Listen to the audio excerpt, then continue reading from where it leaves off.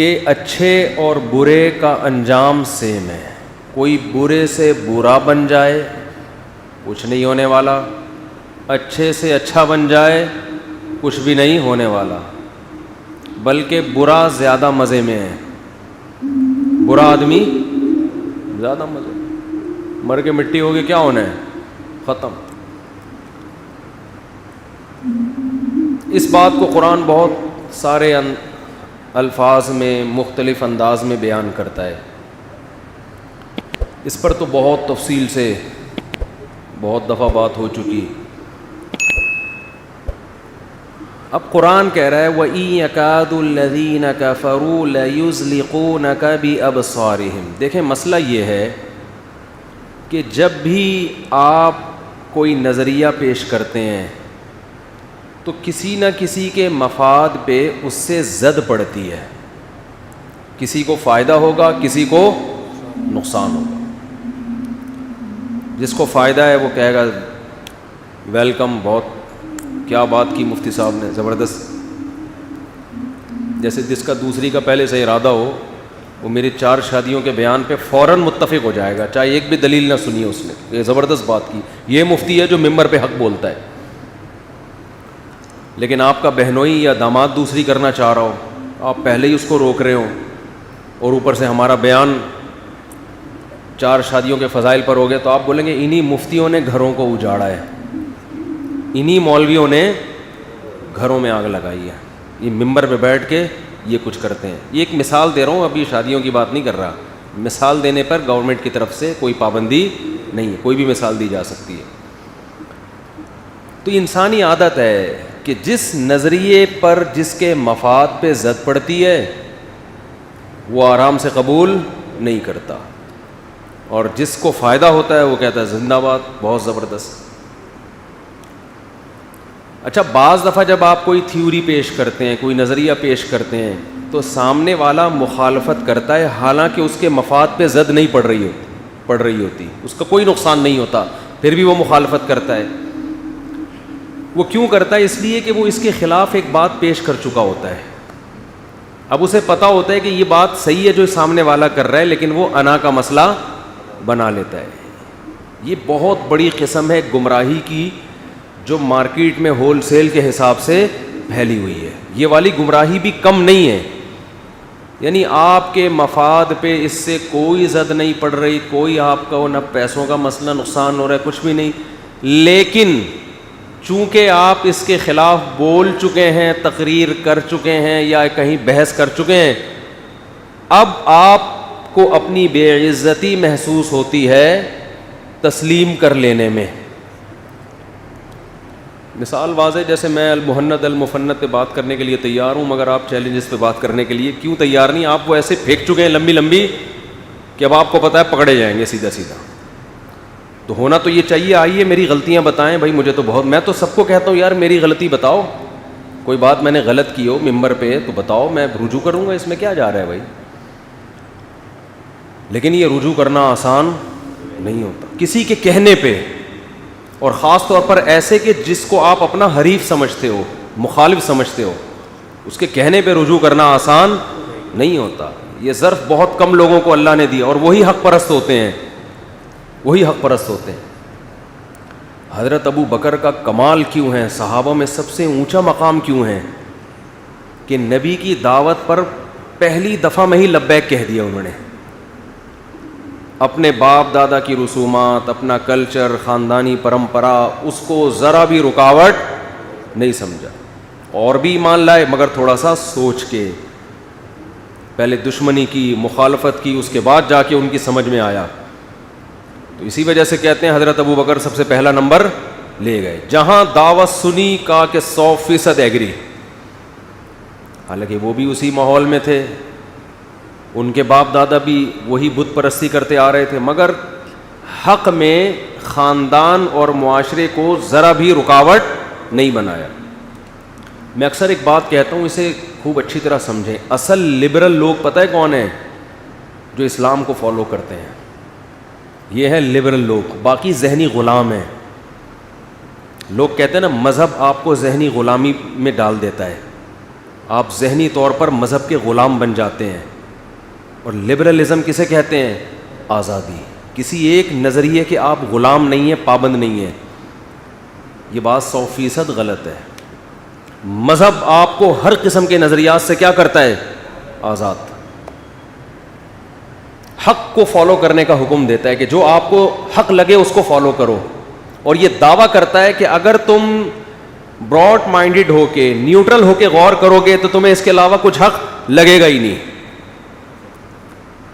اور جتنے لوگ جو مذہب کو فالو نہیں کرتے وہ بات براڈ مائنڈڈ ہونے کی, لبرل ہونے کی کرتے ہیں. وہ اگر وہ حقیقت میں لبرل ہوتے نہیں ہیں, وہ ایک نظریے کو فالو کر رہے ہوتے ہیں. ان کو پتہ ہوتا ہے یہ 100% غلط ہے, مگر چونکہ وہ نظریہ لبرلزم کی پہچان بن چکا ہوتا ہے تو اس پہچان کی وجہ سے وہ اس کو فالو کر رہے ہوتے ہیں کہ اگر ہم نے اس کو فالو نہیں کیا تو ہم پر فنڈامنٹلسٹ ہونے کی چھاپ لگ جائے گی.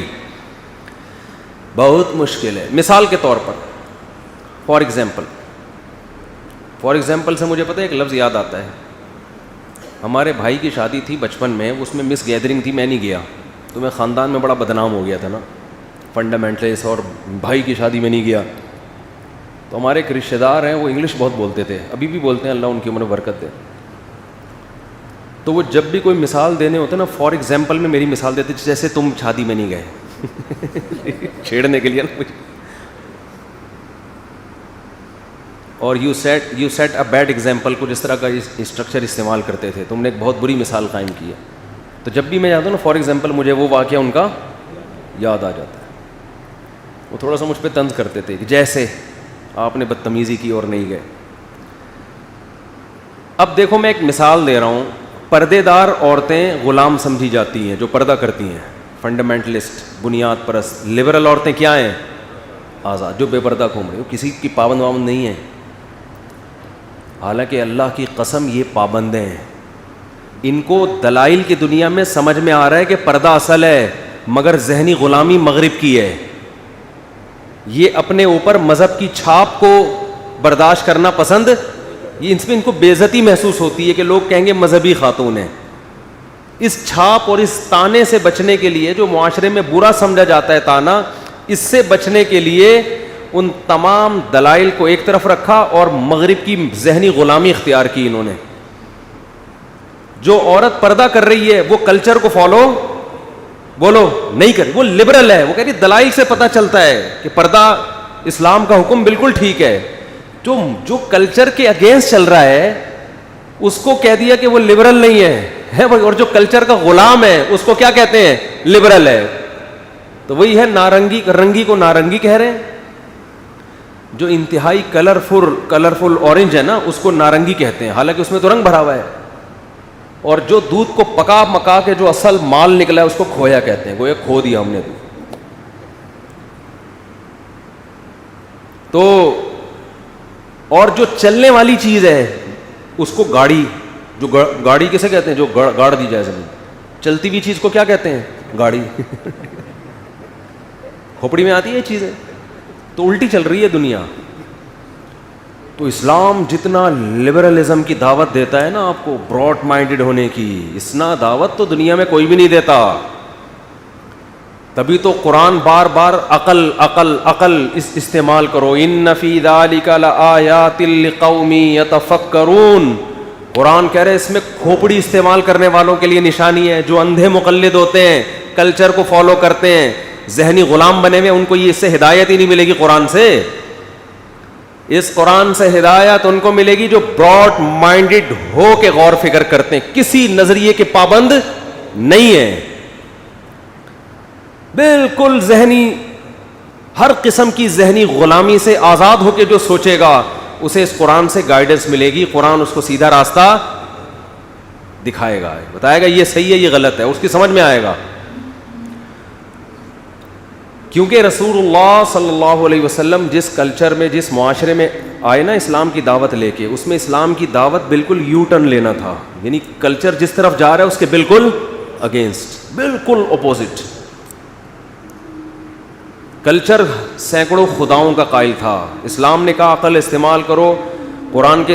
قرآن کے اکثر دلائل عقلی ہیں, یعنی عقل کو استعمال کرنے کا حکم دیتا ہے.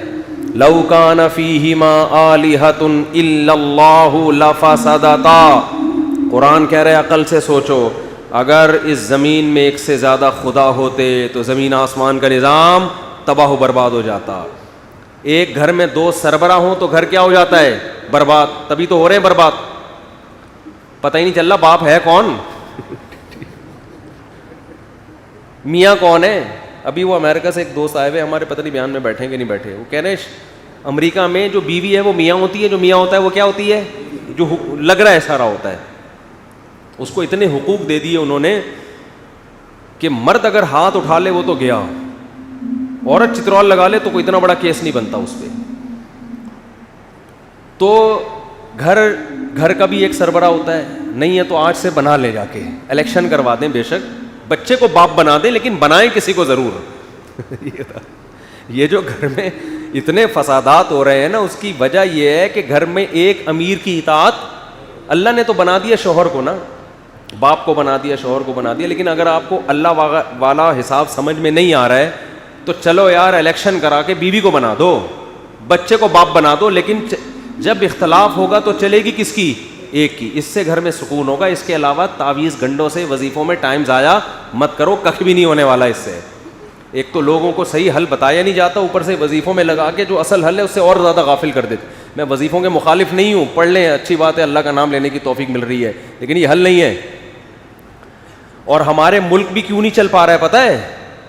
ایک آدمی کے ہاتھ میں پاور ہی نہیں ہے, پتہ ہی نہیں چل رہا کس کمبخت کا کام سڑکیں ٹھیک کرنا ہے, گٹر کے ڈھکن کون لگائے گا, کس کو گالیاں دیں, کس کو برا کہیں. جب بھی آپ کراچی میں امن کی بات کرو تو یہ فلاں کا شعبہ ہے, ابے بھائی یہ سڑک بنا دو, یہ فلاں کا, یہ ہمارا نہیں ہے, یہ ہیڈک کس کا ہے, یہ فلاں وزارت کا ہے. یہ پتہ ہی نہیں چل رہا ہوتا کس کے سینٹ میں جو بل پاس ہوا ہے ابھی خاندانی نظام کی تباہی والا, اس میں پی ٹی آئی کو گالیاں دینی ہے یا مسلم لیگ کو دینی ہے یا نون لیگ کو دینی ہے, کس کو گالیاں, یہی نہیں پتہ چل رہا. اس کا ذمہ دار وزیر اعظم عمران خان ہے یا کون ہے, یہ پتہ ہی نہیں چل رہا. وزیر اعظم کو برا بولا بولو بھائی میرا کیا اس سے, وہ تو سینٹ میں بل پاس ہوا ہے, مجھ سے پوچھ کے تھوڑی ہوا ہے. تو عجیب کھچڑی چل رہی ہے. جس قوم میں, جس ملک کو یہی نہیں پتا ہو کہ کس کے ذمے کیا کام ہے, اس میں ترقی کے خواب دیکھنا حماقت ہے. تو صدارتی نظام ہونا چاہیے جیسے امریکہ میں ہے, ہر چیز کا ذمہ دار ڈونلڈ ٹرمپ نکلتا تھا, صحیح ہے نا. تو یہاں تو کچھ ہے ہی نہیں. ایک متحدہ عرب, بات ہٹ رہی ہے موضوع سے لیکن کسی حد تک موضوع ہی پہ ہو رہی ہے. یہ متحدہ عرب امارات سے نا ایک صاحب, میں لاہور کے اسٹیشن پہ بیٹھا ہوا گھر والوں کے ساتھ ٹرین میں واپس آ رہا ہوں, تو ایک صاحب بیٹھے ہوئے عربی, ٹوٹی پھوٹی اردو بھی آتی, مجھے دیکھ کے پہچان گئے, کہنے لگے آپ فلاں. میں نے کہا جی ہاں. تو عربی بڑی اچھی تھی ان کی, عرب متحدہ عرب امارات کے تھے. تو انہوں نے بتایا پتہ نہیں وہاں کی آرمی میں ہے یا کس میں ہے, کیا ہے. تو مجھے کہنے لگے کہ یار یہ عجیب ملک ہے. انہوں نے کہا ہمارے ہاں یو اے ای میں جو بھی مسئلہ ہو ذمہ دار بادشاہ ہوتا ہے, اور بادشاہ اپنی ذمہ داری سمجھ کے اس کو پورا کرنے کی کوشش. کہہ رہے ہیں مجھے یہاں اتنے مہینے ہو گئے, مجھے یہی نہیں سمجھ میں آ رہا کہ کس کام کا ذمہ دار ہے کون, پکڑے کس کو جا کے. اور اس کا فائدہ لوگ اٹھاتے ہیں, سیاسی جماعتیں. مثال کے طور پر گٹر اگر کھلے ہوئے ہیں نا, لوگ گر رہے ہیں اس میں, تو جس کی ذمہ داری نہیں ہے وہ اس کو گالیاں دینا کہ دیکھو یہ گٹر کھلے ہوئے ہیں فلاں کے دور حکومت, حالانکہ وہ خود ذمہ دار ہوتا ہے اس کا بعض دفعہ.